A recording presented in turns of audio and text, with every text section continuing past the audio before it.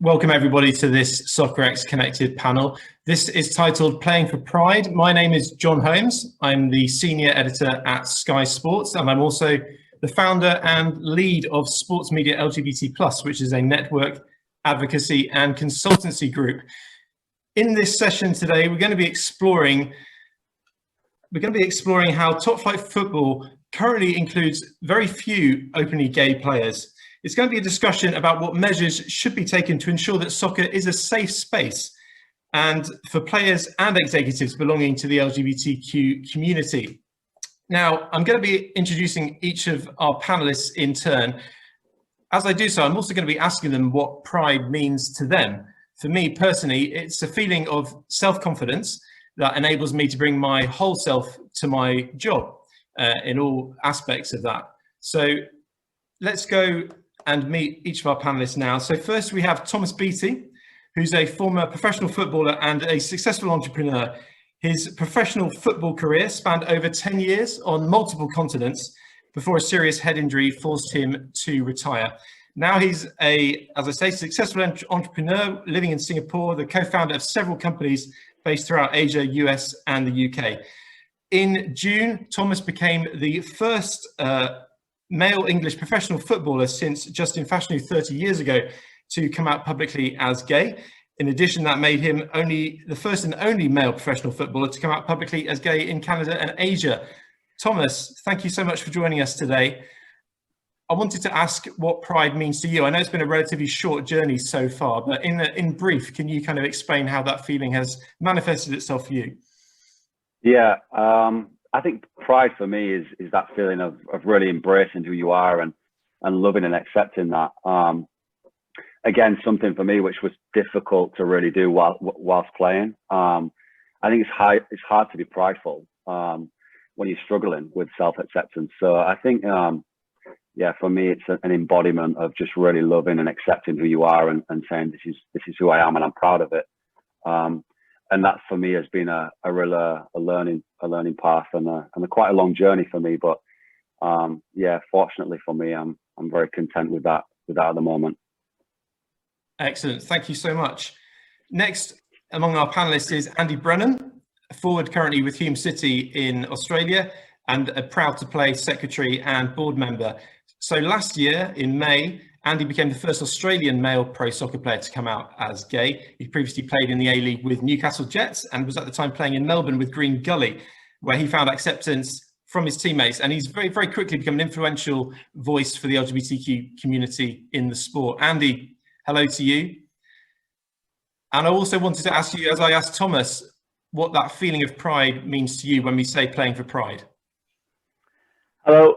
Yeah, for me, pride is just a celebration of who you are and a chance to express who you are in a public domain. I think it's really important for people to be able to get to that point because it takes a lot of time, as many would know. So yeah, it's a celebration of who you are. Thanks. Next, we have Joyce Cook, the FIFA Chief Social Responsibility and Education Officer and a member of FIFA's Senior Management Board.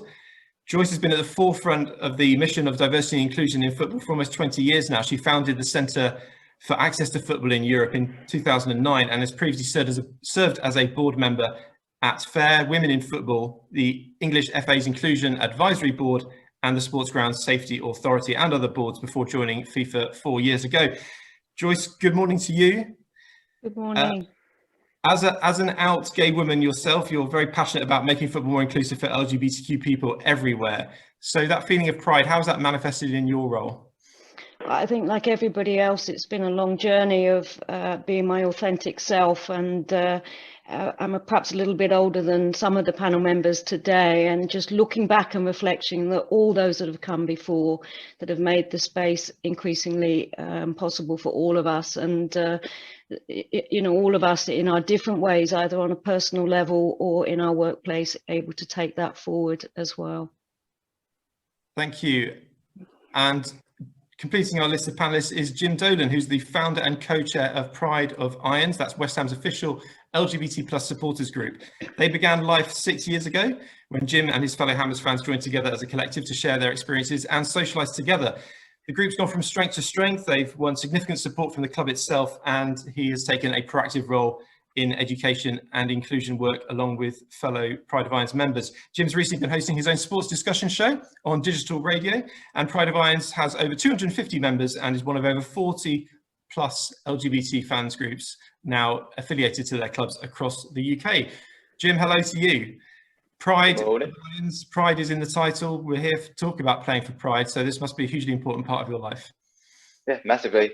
I mean, for me, Pride, I think when I first came out, was about finding myself, and over the years it has been that, finding out more about who I am, but also the fantastic community. And you know, Joyce alluded to it there. You know, there are people whose, you know, legends whose shoulders we're standing on at the moment, but there's also people all around us making change day to day that perhaps isn't seen, you know, below the surface, especially in the football fan movement. So yeah, Pride to me is being part of that fantastic supportive community, pushing for, you know, continued change.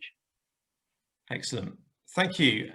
So let's begin then with just focusing on playing itself then, and obviously we're very fortunate to be joined by two footballers here. I wanted to ask about that slight contrast that we often find when we are, in many instances, the only LGBTQ plus person in a community of people. That could be playing in a football team or in a different role. So Thomas, if I can come back to you first, how did you find that challenge of obviously going through that individual journey yourself, but being in a team space full of other people and needing to navigate that journey whilst also being part of the team? Yeah, it was really difficult. I think there's it's such a huge contradiction of that kind of mindset, in that whereas I think the more happier we are, the more productive we are. And so on a holistic level, you know, there's things physically we can be in the best shape. But I think mentally, majority of sport is played in the mind. And I think it plays a big part on that. I used sport to kind of hide away and almost bury that a little bit. I really engulfed myself in football, and I was married to it. It still is a huge part of my life, but it was to a certain degree for a large part of my career. It kind of saved me because it almost protected me. But then obviously I got to a certain age where I wasn't progressing in life the way, you know, people typically do, and so I often had a feeling of loneliness, which was difficult. I think playing is that you get this euphoric feeling of you know, accomplishment in front of, you know, big crowds, and you come back and that solitude was difficult. It was such a contradiction of you know, having huge euphoric moments and then absolute loneliness. So I think that for me, it played a real big part towards the end of my career, in forcing me to really kind of take ownership a little bit and be a little bit more proactive in trying to figure out who I was. I was very reluctant to do that. It was I never really felt football was a space for me where I could coexist with who I was and you know, the sport that I loved from you know, such a young age. So yeah, difficult at times. I often look back and think about productivity and happiness, how much more productive I could have been if I was in a little bit of a better mental state. But yeah, again, hopefully we can start to unearth these things and really dig underneath the hood and make sure that, you know, going forward, the next generations of people kind of, they come through an environment where they no longer have to sacrifice or bury things, you know. I would hate to think for the next however many years we kind of go along that same trajectory. So yeah, in answer to that question, it was difficult at times, especially as I got a little bit older. It was a safety net for me initially, but yeah, I think productivity and happiness, I think these two things are strongly linked. It was a difficult journey for me. Yeah. Thank you. And Andy, just to pick up on what Thomas was saying there, for you it's slightly different. You're still an active player. Have you, or do you feel there's similarities and differences between yours and Thomas's story? Do you feel like you've been more productive and happy since you shared your truth just over a year ago?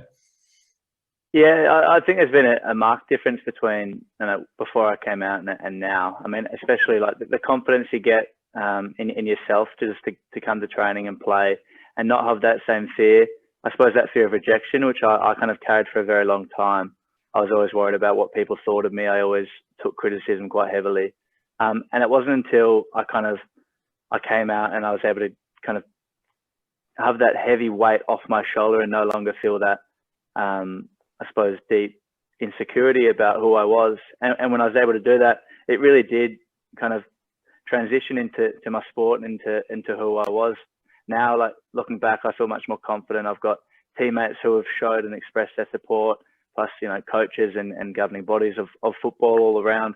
So it's been really, it's been a really crazy journey, to be honest. And it's been a good time now, especially with COVID, to kind of sit back and reflect on how far I've come personally. And I think a lot of that is due to the fact of being able to come out and suppose just be who I am. So yeah, I think that there's a lot of similarities between Tom and myself in the sense that you do have that, you know, there is that impact on your well-being that, you know, it goes with you, with your football, out of your football, and, you know, family life, friends life, all these things. And I think it's not until you kind of get rid of that do you realize how far you've actually can come and then progress further on. Joyce, to come to you next, obviously Thomas and Andy have spoken about the challenges that they face in the men's game. I think sometimes there's a perception that life is a lot easier for anybody involved in the women's game who happens to be LGBTQ plus. Has that been your experience, or has there been kind of your own challenges that you face in your journey?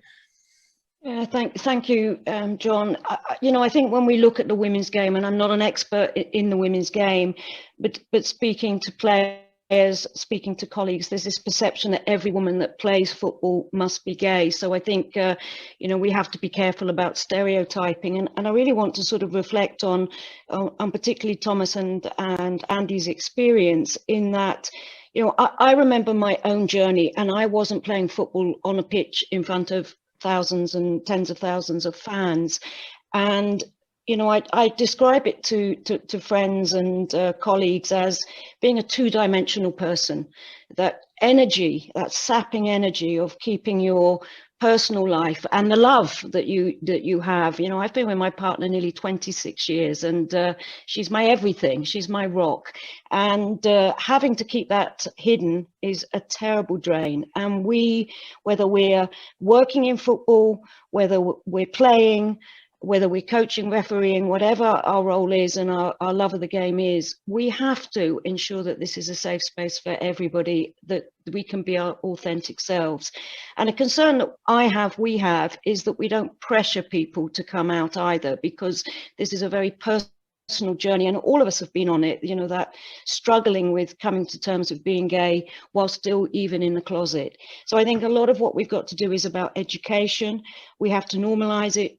Colleagues here in the house, you know, I proactively lead conversations with Rosie and I, and honestly, I do it quite deliberately, because I have, you know, I'm in a space now in my life where I'm really comfortable in who I am. And I think we have to remember, those of us in leadership roles, that we have to normalize this on every level, and your own organization, John, and the education of the media is another critical point. So I don't want that other Andys and Thomases have to feel this pressure to be out. It should just be a normal, natural, everyday thing, that some people are straight, some people are gay, and so on and so on. So it's a journey we're on. It's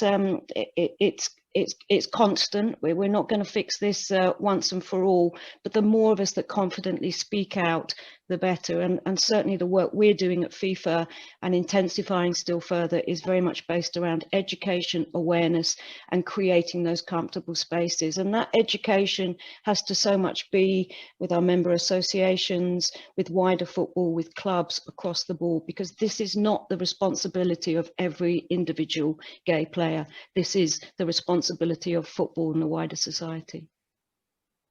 Absolutely. Jim, to come to you next, we talked about everybody's journey, and I wanted you to share a little bit of your experiences, because you chose not to be just another face in the crowd. You chose to be a voice, and that was a big step for yourself and your fellow supporters. How did that kind of come about, and what's it been like for you in terms of your sort of visibility? I have to echo a lot of what's been said, you know, especially what Joyce said there. You know, a colleague previously giving a speech at work around LGBT inclusion was saying that for years she used to leave part of her personality and part of her life at the gate on the way in when she scanned her pass. She had, like, scanning her pass was like scanning a part of her personality away, and I felt that massively in a completely different industry. But after coming out, my life just changed completely, and now, you know, you shouldn't have regrets, but I start to think, like, what could I have achieved if I had managed to do this earlier? Because yeah, Pride of Irons came about because I was in the crowd in a game. Some guy stood up and was shouting really grotesque homophobic abuse. I dare not say it here because I'm pretty sure you'd want to cut it. And no one said a thing. And eventually he said something racist, and then someone jumped in and said something. And it made me think, you know, we've gone through this journey with racism. We're not there yet, but no one's kind of pushing it enough with homophobia. And I left that game feeling really ashamed of myself because I was sat there next to my boyfriend at the time, my husband now, and I allowed that to happen around me without saying a thing because I didn't know if the crowd would be with me or against me. You know, if I spoke up, would I then just be subject to abuse myself? I was so disappointed with myself, and I decided to do something about it. And you know, you can't just put the feelers out there, and before you know it, there's more. I never knew there were so many gay and you know, bi and trans and lesbian you know, West Ham fans. And the journey has been amazing, giving our community, I say giving, that we have collectively given our community a voice in football. Been very fortunate that West Ham have been very, very receptive to it. And we've got people now who come to us and say, if it wasn't for this group, we wouldn't have season tickets, we wouldn't go to games. And to me, that's really powerful thing. You know, we're just little small nobodies in the crowd, just trying to do our bit, but it's had a knock-on effect, and it's having an influence on people's lives. And you know, again, like Joyce said, I think it's about normalizing it. We're not there to push an agenda. We're not there to, you know, we don't sit in one corner with a big rainbow flag, although we do have a banner up in the stadium. But we are visible, we're present, people know that we're around, and I think it's changing the conversation. Thank you. Andy, to come back to you, just to talk about the role that you've taken on with Proud to Play as well. So it hasn't just been you sharing your story, you've taken a really proactive role in trying to kind of educate kind of sports leaders around Australia. I think, you know, the people attending this session today will really want to take some practical tips away. So what have you been able to learn through that role, and what kind of messages would you share with some of the people watching this session that they could take steps to make their football environments more inclusive? Yeah, I think one of the main themes of questions that I hear a lot is that people don't know how to approach, you know, the area. They don't know how to go about making their club more inclusive or how to make themselves be more inclusive. And I think something that's really stuck to me is that everyone's different and everyone's experience has been different in coming out. And to talk to people and to listen to their stories and find ways to just accommodate, you know, all sorts of people and all sorts of backgrounds is really important. I think by educating the people in your club, I think by providing information and making so, or a statement that your club is, you know, accepting of all people, I think is important as well, because to have that, you know, to have as a player, whether you're a junior or a senior player, and to feel that you're accepted or your club accepts who you are, I think is a really big part in helping that person along their journey. I mean, for me, in my experience, when I was younger, I didn't have that in my club. I didn't have that feeling of being able to be who I was. It always had that environment where, you know, being gay was wrong and being gay was different. There was so much derogatory comments. There was all these things that provided and made that environment. So by being open and providing an environment which is accepting and is freeing for everyone to be who they are, I think is a really big way to, you know, support these young people coming through. Thomas, Andy sort of mentioned there about how people often find this a difficult topic to discuss. I think one thing that really resonated from your story was you talked about how it impacted upon your mental health while you were playing, how you used football to distract yourself, and of course that eventually began to take its toll. I think football's got a lot better about talking about mental health. So do you find that aspect of your story, you know, obviously is a gateway for people perhaps who are slightly uncomfortable about the topic to actually get into discussing it properly? Yeah, definitely. I think we've made big strides in some areas of sport. Things like addiction, homophobia is kind of a little bit behind in that. Racism, again, has pushed on a little bit in the recent years, but I think it's one of them topics, like Andy said, that I think people don't really know how to address. I think that's kind of been a difficult thing to navigate around for some people.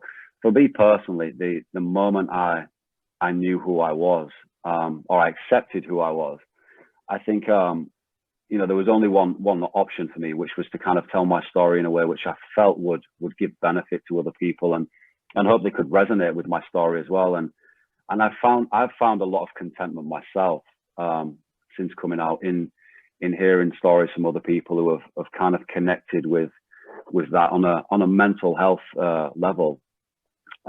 It was something that kind of plagued me for a long time.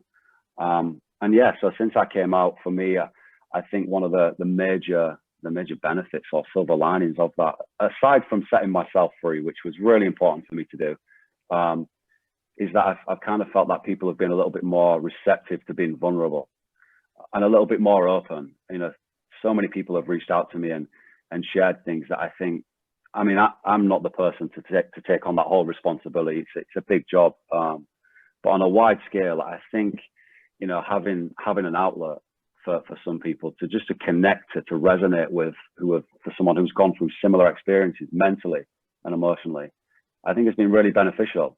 You know, moving on from that, I think there needs to be a little bit more action. I know obviously there's things like the rainbow laces and things which create visibility, as Jim said. But I think representation is key, and it's powerful. And I think in, you know, people like Andy, Colin Martin, Robbie Rogers, I think having more of these examples, it offers more outlets of support, outlets of motivation for people who have struggled mentally, because it is a mental issue, a mental health issue. Physically, it affects you as well. But yeah, for large parts of my career, I think I struggled more mentally and emotionally around the topic. And so since I've come out, myself personally, I've been so much more productive, so much more happier and content. And I think there's been a lot of people who have fortunately been able to resonate and connect with that as well. And yeah, just to be a little bit more open to being vulnerable and showing that side of themselves. Joyce, Andy's spoken, Thomas, sorry, has spoken there about action, and this kind of feel like there's the need for more action. Obviously, you know, we're living in a global football community where LGBTQ plus rights are not as advanced in some territories as in others. But I think, as Thomas has shown through playing in Asia, living still in Singapore, there is a feeling that we're beginning to shift even in territories where the rights aren't as advanced. Like, has that been your feeling as well? Do you kind of sense that, you know, the world is beginning to turn more favorably to inclusion on this topic? Yeah, very much so. Having said that, though, you know, at FIFA, we have a responsibility, and we take that responsibility very seriously. We clearly have a zero tolerance on any form of discrimination, including homophobia, and we're not afraid to sanction and discipline members where in stadiums that there are incidences. We obviously have preventative measures, match monitoring, and so on. But in addition, we are currently working on a new educational campaign program, and we are intending that we will follow each of the different characteristics, and there will be a focus on homophobia. So that's in the pipeline, but really the bones of that will be about education, because it is about everybody feeling comfortable. I think Andy said it, you know, I'm also a disabled woman, and I experience it on both counts. People don't know how to speak to you about being gay or whichever, because they're worried they might say the wrong thing very often. So, you know, we come back to it, and I don't say it lightly. And, you know, you and I, John, have talked about this. We have to normalize this. And the only way we can normalize this is through education. And that has to be from the grassroots through every aspect of the game. Jim, that must obviously have, you know, deep meaning for you, because education is such an important part of what Pride of Irons does. Do you feel that the governing bodies, national associations, are kind of being proactive enough in this, or are there certain measures that you would like them to take which you think could move the game forward? There's definitely things going on. There's definitely, you know, your rainbow laces. During LGBT History Month, you've got, you know, the Football versus Homophobia initiative. But I do feel like these are things that dip in and out, you know. So I know that speaking to this former sports campaigner at Stonewall, the money from Rainbow Laces goes to really good initiatives at grassroots, which I think is fantastic. But I think if you look at the successes that Kick It Out have had, for example, and you know, they're fully funded and they've had to be to do that, whereas we as fan groups, and you know, we all kind of sit under the Pride in Football umbrella, it's all gratis. And I think you really need to work at that level in the stands, because I read Thomas's interview. I actually reported on it on my show, and he said about, you know, it wasn't necessarily the club or the backroom staff, it was more the fans that was the thought in his head. And we need to make those changes in the stands, and it can't just be done on this you know, best efforts basis by people like Pride of Irons, Gay Gooners, you know, Proud Canaries and all the rest of it. We're doing the best we can, but we're trying to focus on our own clubs, and at the same time dipping in and out of other clubs that don't have groups, share the education, share the materials. So I think, you know, something like Kick It Out, and I know they do, you know, discrimination across the board, but I think you need something like Kick It Out that focuses on LGBT issues, because just with a tiny bit of funding to coordinate all the great things that, you know, I think it's 49 groups at the moment, that 49 groups do. If you had one place to collate those resources and help spread that around all the clubs in the UK and beyond, I think that would really start to make the change in the stands, which might, I mean, obviously you have to speak to the players, but might make the players feel more confident about coming out. Really, such a great point. I think it's really important for everybody who's listening and watching this session today to know that there are actions that they can take, whether that's working with their associations or sponsors or any stakeholder, which can really move us forward on LGBT plus inclusion in football. I just want to say thank you so much to Thomas, Andy, Joyce and Jim for joining us today. I hope you enjoy the rest of your Soccerex Connected day, and thank you again once again. Goodbye.